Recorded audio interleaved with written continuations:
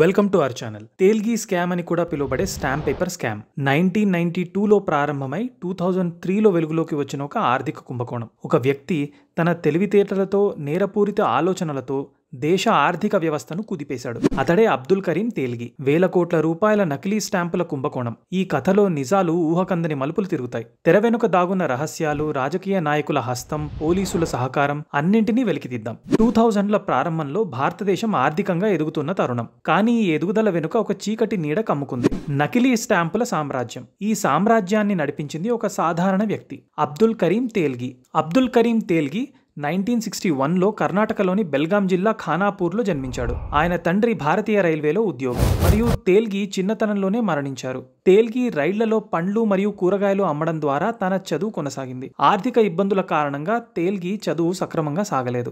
చిన్న వయసులోనే వివిధ పనులు చేస్తూ కుటుంబాన్ని పోషించాడు. చివరికి సౌదీ అరేబియాకు వెళ్లారు. 7 సంవత్సరాల తర్వాత భారతదేశానికి తిరిగి వచ్చిన తర్వాత నకిలీ వ్యాపారిగా తన వృత్తిని ప్రారంభించాడు. తన కంపెనీ అయిన అరేబియన్ మెట్రో ట్రావెల్స్ ద్వారా భారతదేశం నుండి సౌదీ అరేబియాకు శ్రమను ఎగుమతి చేయడానికి నకిలీ పాస్పోర్ట్లు మరియు పత్రాలను సృష్టించాడు. చివరికి ఆయన నకిలీ స్టాంప్ పేపర్లను తయారు చేయడం ప్రారంభించాడు. స్టాంప్ పేపర్లు అనేవి ఇండియన్ స్టాంప్ యాక్ట్ 1899 ద్వారా చట్టబద్ధంగా ధృవీకరించబడిన స్టాంప్ ఆదాయాన్ని కలిగి ఉన్న ముందస్తు ముద్రిత పత్రాలు. ఇందులో 2 రకాల స్టాంపులు ఉంటాయి. అవి జ్యుడిషియల్ మరియు నాన్ జ్యుడిషియల్ స్టాంపులు. కోర్టు ఫీజులు చెల్లించాల్సిన అవసరం వచ్చినప్పుడు నగదు మరియు చెక్కులు ఆమోదయోగ్యమైన చెల్లింపు పద్ధతులు కానందున ఇది జ్యుడిషియల్ స్టాంపుల రూపంలో చేయబడుతుంది. ఇంకా అద్దె ఒప్పందం, గిఫ్ట్ డీడ్ మొదలైన ఏదైనా ఒప్పందాన్ని రూపొందించేటప్పుడు నాన్ జ్యుడిషియల్ స్టాంపులను ఉపయోగిస్తారు. ఈ స్టాంప్ పేపర్స్ విలువ 10 రూపాయలు, 100 రూపాయలు, 500 రూపాయలుగా ఉంటుంది. వీటికి సంబంధించిన రుసుమును రాష్ట్ర ప్రభుత్వాలకు చెల్లిస్తారు. 1992 నుండి ప్రారంభమైన తేల్గి కుంభకోణానికి 2 కోణాలున్నాయి. ఒకటి నకిలీ స్టాంప్ పత్రాలను తయారు చేయడం,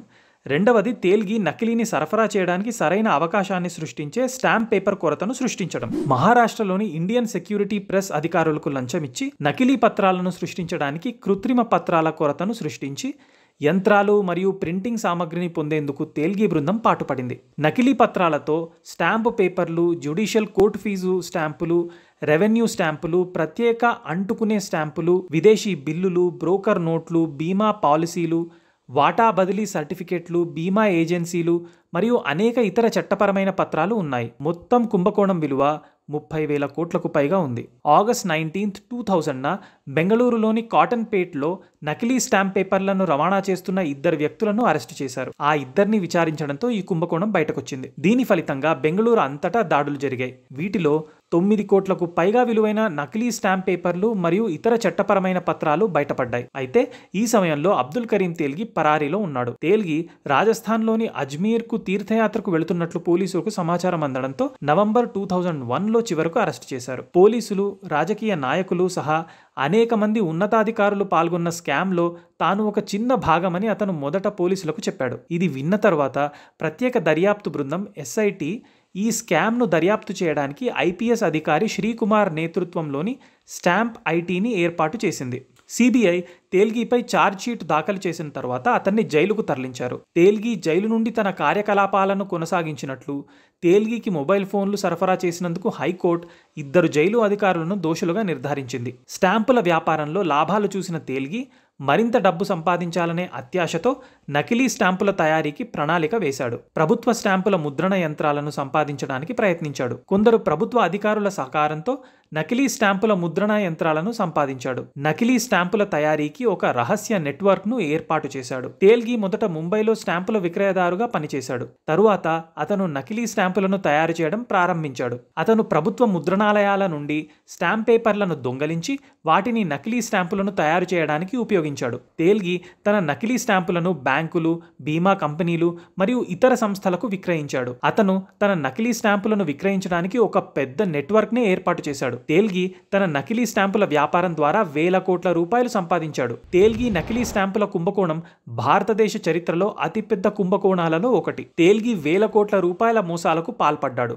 మహారాష్ట్రలోని ధూలేకు చెందిన సమాజ్వాదీ జనతా పార్టీ శాసనసభ్యుడు అనిల్ గోటే, తెలుగుదేశం పార్టీకి చెందిన ఎమ్మెల్యే కృష్ణా యాదవ్ సహా 54 మంది ఈ కుంభకోణం వెలుగులోకి వచ్చారు. 2003లో తేల్గిని రక్షించాడనే ఆరోపణలపై కమిషనర్ శర్మ పదవి విరమణ చేసిన తర్వాత ఒక్కరోజు తర్వాతే సిట్ ఆయనను అరెస్టు చేసింది. దర్యాప్తులో అనేక సంచలన విషయాలు వెలుగులోకి వచ్చాయి. తేల్గితో సహా అనేక మందిని అరెస్టు చేశారు. తేల్గి మరియు అతని సహచరులపై ప్రత్యేక కోర్టులో విచారణ జరిగింది.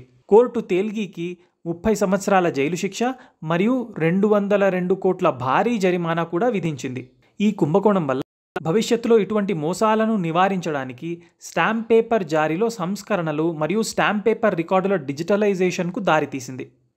బెంగళూరులోని విక్టోరియా ఆసుపత్రిలో బహుళ అవయవ వైఫల్యాల తర్వాత తేల్గి అక్టోబర్ 23, 2017న మరణించారు. ఆయన రక్తపోటు మరియు మధుమేహం అలాగే మెనింజైటిస్ వంటి అనేక దీర్ఘకాలిక ఆరోగ్య సమస్యలతో మరణించినట్లుగా తెలిపారు.